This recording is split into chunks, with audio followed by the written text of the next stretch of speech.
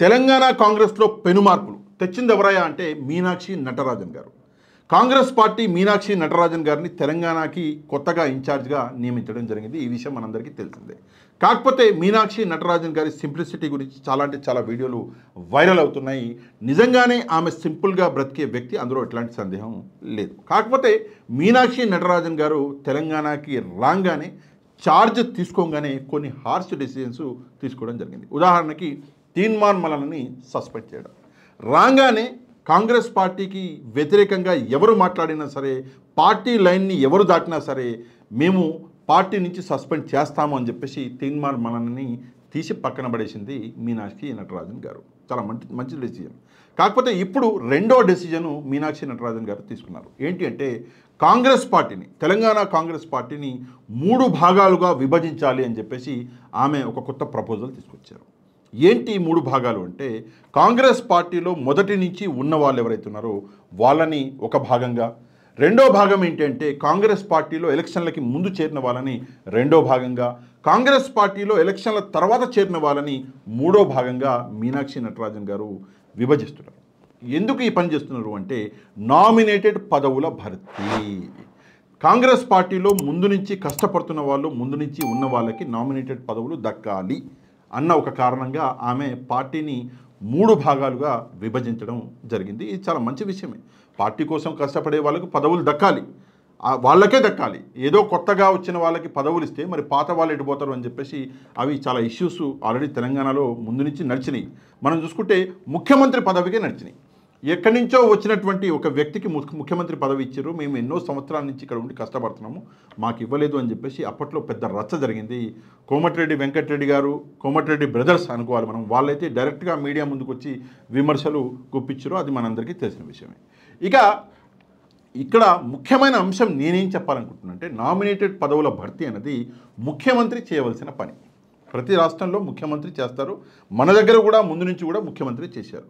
కానీ ఈసారి కొత్తగా పార్టీ ఇన్ఛార్జ్ నామినేటెడ్ పదవుల భర్తీ అంశం ఏదైతే ఉందో దాన్ని మొత్తం చూసుకుంటున్నారు, ఇన్ఛార్జ్ చూసుకుంటున్నారు, ముఖ్యమంత్రిని పక్కన పెట్టేశారు అంటే ఇది నిజంగా ఆలోచించదగ్గ విషయమే. ఇక్కడ ఒక విషయం మనకు క్లారిటీగా అర్థమవుతుంది ఏంటంటే, రేవంత్ రెడ్డి గారికి రాహుల్ గాంధీ గారికి మధ్యలో చెడింది. అందుకే చాలా రోజుల నుంచి రాహుల్ గాంధీ గారు రేవంత్ రెడ్డి గారికి అపాయింట్మెంట్ కూడా ఇవ్వట్లేదు అని చెప్పేసి ఒక చర్చ అనేది నడుస్తున్నది. రేవంత్ రెడ్డి గారు చాలాసార్లు పోయిండు ఢిల్లీకి, అంటే దాదాపుగా 37 సార్లు పోయిండు అని చెప్పేసి అంటున్నారు. ఇందులో రాహుల్ గాంధీ గారు ఒక్కటంటే అంటే పాతవి మర్చిపోండి, కొత్తగా ఇప్పుడు 10-15 సార్లు పోయిండు. ఎప్పుడు కూడా రాహుల్ గాంధీ గారు కలవలేదు రేవంత్ రెడ్డి గారిని. మొన్న పోయినప్పుడు నేను కలిసిన అని చెప్పేసి రేవంత్ రెడ్డి గారు చెప్పుకున్నారు. కానీ ఆ ఫోటో పాత ఫోటో, అది ఇప్పటిది కాదు అని చెప్పేసి బీఆర్ఎస్ పార్టీ పాత ఫోటో ఒకటి బయట పెట్టడం జరిగింది. సరే, ఏదేమైనా కూడా రేవంత్ రెడ్డి గారు చేసేటటువంటి పనులు, ఆయన పాలన మీద కాంగ్రెస్ అధిష్టానం కోపంగా ఉన్నది. అందుకే ఎవరైతే ఇన్ఛార్జ్ ఉండినో దీపా దాస్ మున్షి గారు ఆమెని పక్కన పెట్టేసి కొత్తగా మీనాక్షి నటరాజన్ గారిని తీసుకొచ్చారు. ఇక దీపాదాస్ మున్షి గారి గురించి నేను ఆల్రెడీ చాలాసార్లు మాట్లాడినా.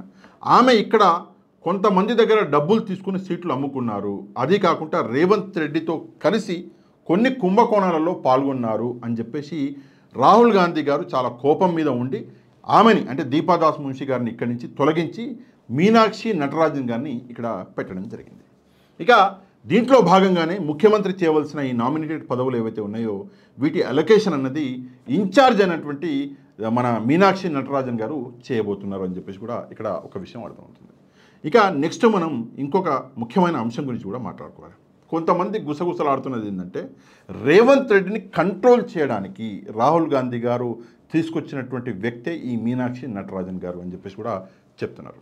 ఎందుకు కంట్రోల్ చేయాలి రేవంత్ రెడ్డి అంటే, ఆయన తన ఏమంటారు హద్దులు దాటి కొన్ని పనులు చేస్తున్నాడు, పార్టీకి చెడ్డ పేరు వస్తుంది. ఫర్ ఎగ్జాంపుల్ హైడ్రా, ప్రజలు ఇబ్బంది పడుతున్నారు అని చెప్పేసి ప్రజలు మీడియా ముందుకు వచ్చి చెప్తున్నప్పటికి కూడా పట్టించుకోకుండా కేవలము హైడ్రా అని చెప్పేసి ప్రజల్ని ఇబ్బంది పెడుతున్నారు అని చెప్పేసి, పార్టీ పేరు చెడిపోతుంది అని చెప్పేసి ఎంతగా కంట్రోల్ చేద్దామని ప్రయత్నించినా రేవంత్ రెడ్డి కంట్రోల్లోకి రావట్లేడు అని చెప్పేసి ఇప్పుడు ఈ కొత్త ఇన్ఛార్జ్ని తీసుకొచ్చారు. ఇదొక అంశం. రెండో అంశం ఏంటంటే, రేవంత్ రెడ్డి గారి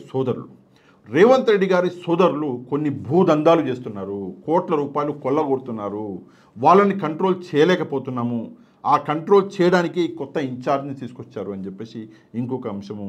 మూడవ అంశం ఏంటంటే పార్టీలో చాలా లొకలొకలు వినిపిస్తున్నాయి. పార్టీని ముక్కలయ్యే పరిస్థితి ఇక్కడ కనిపిస్తున్నది. అట్లా కాకుండా పార్టీని కాపాడుకోవాలంటే కొత్త ఇన్ఛార్జ్ కావాలి. ఆ ఇన్ఛార్జ్ కూడా కొంచెం గట్టిగా ఉండాలి. కాబట్టి మీనాక్షి నటరాజన్ గారిని ఇక్కడికి పంపించారు అని చెప్పేసి ఇక్కడ తెలుస్తున్నది. ఇక ఈ అంశాలన్నీ పక్కన పెట్టేద్దాం. గత వారం రోజుల నుంచి జరుగుతున్నటువంటి కొన్ని యాక్టివిటీస్ గురించి మనం మాట్లాడదాం. ఏ మీటింగ్ జరిగినా, అది ప్రభుత్వ మీటింగ్ అయినా, మంత్రుల మీటింగ్ అయినా, ముఖ్యమంత్రి మీటింగ్ అయినా సరే మీనాక్షి నటరాజన్ గారు ఉంటున్నారు. ఉదాహరణకి మనం తీసుకుంటే మనకు సీతక్క గారి మీటింగ్ అనుకుంటాం. మొన్న సీతక్క గారి ఆదిలాబాద్ జిల్లాకి సంబంధించి ఏదో మీటింగ్ జరిగింది. మరి అది పార్టీ మీటింగ్ అంటున్నారు. అది పార్టీ మీటింగా లేదా ప్రభుత్వ మీటింగా, అది క్లారిటీ ఇవ్వాలి. ఆ మీటింగ్లో కూడా మీనాక్షి నటరాజన్ గారు అక్కడ ఉన్నారు. ఆమె అంతా చూసి ఆమె కొన్ని డెసిజన్స్ కూడా తీసుకున్నారు జిల్లాకి సంబంధించి అని కూడా అక్కడ చెప్తున్నటువంటి పరిస్థితులు. ఏదేమైనా కూడా డిసెంబర్లో రేవంత్ రెడ్డి అనే వ్యక్తి ముఖ్యమంత్రిగా ఉండడు. ఆయనని ముఖ్యమంత్రిగా తొలగించి కొత్త ముఖ్యమంత్రిని అక్కడ అంటే తెలంగాణకి కొత్త ముఖ్యమంత్రి రాబోతున్నాడు అని చెప్పేసి కొన్ని మీడియా సంస్థల్లో కొంతమంది మాట్లాడుతున్న విషయం మనందరికీ తెలిసిందే. ఇది గత డిసెంబర్లో అంటే 2024లోనే జరగబోతుంది అన్నారు. మళ్ళీ ఇప్పుడేమో 2025 డిసెంబర్లో అంటున్నారు. ఏదేమైనా కూడా ముఖ్యమంత్రిని మార్చే ఒక ఆలోచన కాంగ్రెస్ పార్టీకి ఉన్నట్లయితే కనిపిస్తున్నది. ఇందులో నిజం ఎంత అబద్ధం ఎంత అనేది మనం వేచి చూడాలి. ఎందుకు అంటే కాంగ్రెస్ పార్టీకి సంబంధించినటువంటి ముఖ్య నాయకులు రాహుల్ గాంధీ, ప్రియాంక గాంధీ గారు, మన సోనియా గాంధీ గారు ఇక ఎలక్షన్ల తర్వాత తెలంగాణకి ఎందుకు రాలేదు? ప్రజలకు కష్టం ఉన్నా రాలేదు, ప్రజలు అర్థించినా రాలేదు, ప్రజలు ప్రశ్నించినా రాలేదు.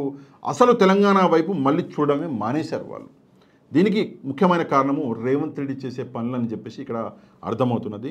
కొన్ని రోజులు వేచి చూద్దాం. ఈ నిజాలు ఎప్పుడో ఈ రోజు కాకపోయినా రేపు పొద్దున బయటపడతాయి. ముఖ్యమంత్రి మారితే మనందరికీ ఎట్లా తెలుస్తుంది. కాబట్టి కొన్ని రోజులు వేచి చూద్దాం. ఈ విషయం మీద మీరేమనుకుంటున్నారో తప్పకుండా కమెంట్ చేయండి. ఈ వీడియోని లైక్ అండ్ షేర్ చేయడం మాత్రం మర్చిపోవద్దు. ఎవరైతే మన ఛానల్ని సబ్స్క్రైబ్ చేసుకోలేదో తప్పకుండా ఛానల్ కూడా సబ్స్క్రైబ్ చేసుకోండి. నెక్స్ట్ వీడియోలో మళ్ళీ కలుద్దాం. అంతవరకు థ్యాంక్ యూ వెరీ మచ్. జై హింద్.